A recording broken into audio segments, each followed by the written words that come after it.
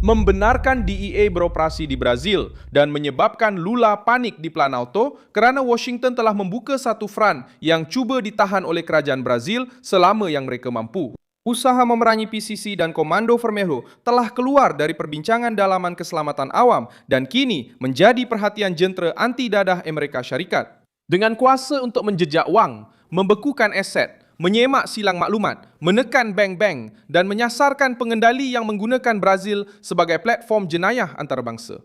Pada pagi Jumaat, 29 Mei 2026, Brasilia dikejutkan dengan masalah politik yang besar. Trump tidak menunggu Lula mengendalikan permainan.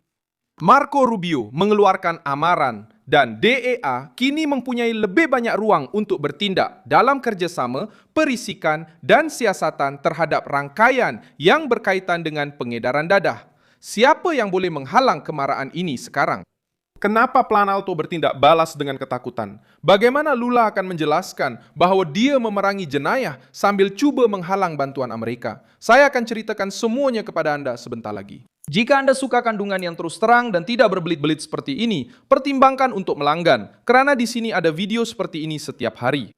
Keputusan Washington tidak bermakna ejen asing mengawal polis persekutuan di dalam Brazil, tetapi ia bermakna sesuatu yang jauh lebih menakutkan bagi Planalto.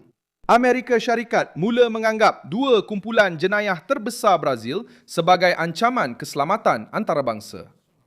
Ini mengubah kepentingan dalam siasatan, cara wang rangkaian ini dikendalikan serta perbualan dengan bank, pelabuhan, lapangan terbang dan pengendali yang terlibat dalam laluan yang mencurigakan. DEA sudah pun beroperasi di luar wilayah Amerika melalui pejabat serantau, pertukaran bukti, risikan, latihan dan siasatan dua hala. Sekarang Brazil turut serta dalam perdebatan ini mengenai perhatian langsung dari Washington.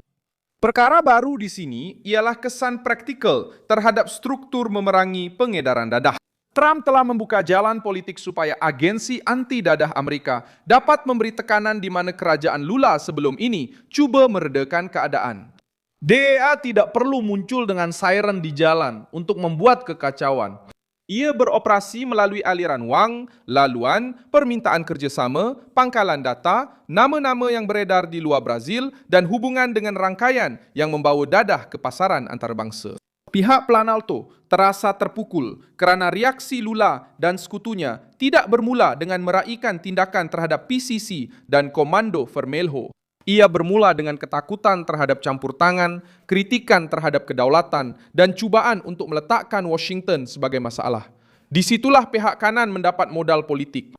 Apabila kerajaan lebih risau tentang mengadu tekanan Amerika berbanding meraihkan satu alat menentang kumpulan yang menguasai wilayah, mengubah wang haram dan mencabar negara, persepsi awam menjadi sangat teruk.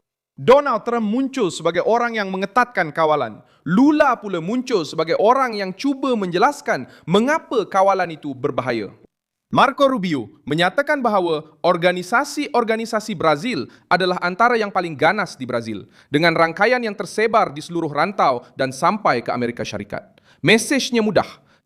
Jika dadah melintasi sempadan, jika wang melalui bank, jika pengendali melakukan perjalanan, jika syarikat palsu menggerakkan sumber di luar radar, masalah itu bukan lagi hanya masalah Brazil.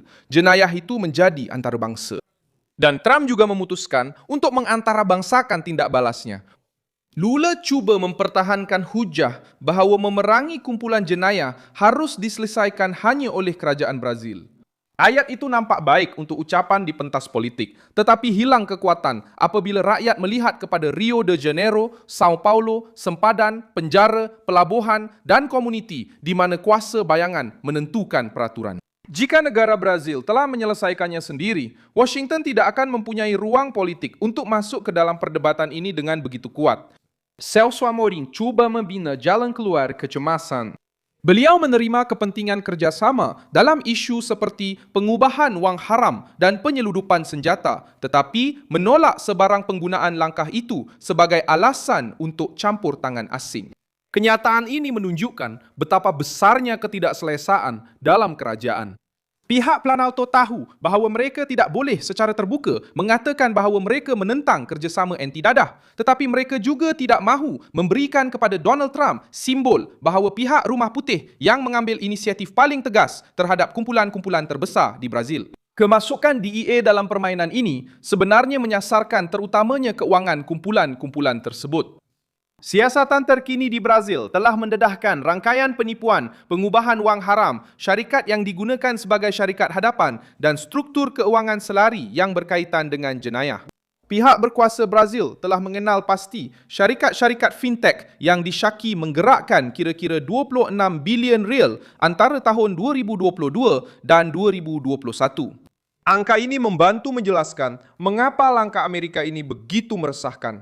Kita bukan hanya bercakap tentang tempat jualan dadah, senjata di kawasan setinggan atau perebutan wilayah. Kita sedang bercakap tentang wang yang beredar dalam sistem kewangan, bahan api, perdagangan, syarikat dan pengangkutan. Pengendali yang menggunakan akaun di luar Brazil boleh menjadi sasaran. Orang tengah yang pergi ke Amerika Syarikat boleh dihalang. Band yang terlibat dengan dana yang mencurigakan boleh diwajibkan untuk menyekat dan melaporkan. Sebuah syarikat yang didapati berkaitan dengan rangkaian jenayah boleh kehilangan akses kepada perniagaan dan kredit. Ketakutan di Planalto juga berkaitan dengan pilihan raya. Flavio Bolsonaro telah pergi ke Rumah Putih, berbincang dengan Trump dan menyatakan bahawa beliau meminta tindakan tegas terhadap PCC dan Komando Vermelho. Beberapa hari kemudian, Washington melaksanakan langkah itu. Bagi pihak kanan, gambaran itu jelas. Sementara Lula bercakap tentang risiko campur tangan, Flavio pula muncul mempertahankan mahkamah dengan Amerika Syarikat, Eropah, Israel dan Argentina untuk menghadapi kumpulan yang sudah menjadi masalah rentas negara. Kerajaan mungkin cuba menyebut ini sebagai penggunaan politik, tetapi keselamatan awam sudah menjadi isu utama bagi jutaan rakyat Brazil yang hidup dalam ketakutan dan melihat jenayah semakin berleluasa. Mulai 5 Jun 2026, situasi menjadi lebih sensitif kerana penetapan sebagai organisasi pengganas asing akan mula berkuat kuasa dalam sistem Amerika. Ini meningkatkan risiko undang-undang bagi sesiapa yang memberi sokongan, menggerakkan sumber, memudahkan urusan atau menjadi penghubung kepada rangkaian ini. Sekatan ini terpakai di bawah Undang-Undang Amerika, di bank-bank Amerika, dalam urusan visa, dalam senarai, dan dalam siasatan yang merentasi sempadan.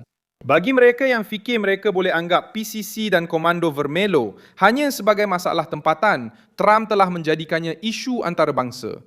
Kerajaan Lula menjadi terperangkap kerana sebarang reaksi yang berlebihan boleh kelihatan seperti mempertahankan kumpulan-kumpulan tersebut secara tidak langsung. Tiada respons yang mudah apabila Rumah Putih mengambil alih ruang yang ditinggalkan oleh Brasilia. Trump faham perkara ini. DEA masuk sebagai komponen teknikal dalam mekanisme ini, tetapi kesannya adalah politik. Bagi Lula, ini mematahkan cubaan untuk menganggap isu ini hanya sebagai perdebatan dalaman Brazil. Bagi Trump, ini adalah satu pameran kekuatan, menunjukkan bahawa apabila jenayah melintasi sempadan, Washington akan melangkaui birokrasi. Sekarang Planalto perlu memilih antara bekerjasama dengan serangan yang mereka tidak kawal atau bertindak balas terhadapnya dan membayar harga politik. Polis Persekutuan, Kementerian Kehakiman, Itamaraty dan bahagian diplomatik perlu berurusan dengan permintaan, amaran, maklumat dan tekanan yang akan semakin meningkat. Langkah seterusnya mungkin datang dalam bentuk nama-nama yang dimasukkan seorang Lula untuk bertemu, iaitu Lula, iaitu pengusiran, amaran kepada bank, operasi bersama dan lebih banyak tekanan ke atas laluan yang digunakan oleh pengedaran dadah. Lula kepada bank, operasi bersama dan lebih banyak tekanan ke atas laluan yang digunakan oleh pengedaran dadah. Saya Wilson Alves Global dan tujuan saya adalah untuk memastikan anda sentiasa mendapat maklumat yang benar, kebenaran setiap hari. Pautan Lula Presiden. Comeu de dadakan, Lula berkumpul presiden. Video, tekan suka pada video ini, langgan saluran dan pada akhir, lihat komen supaya anda lebih terlibat dengan komuniti berkumpul Alves.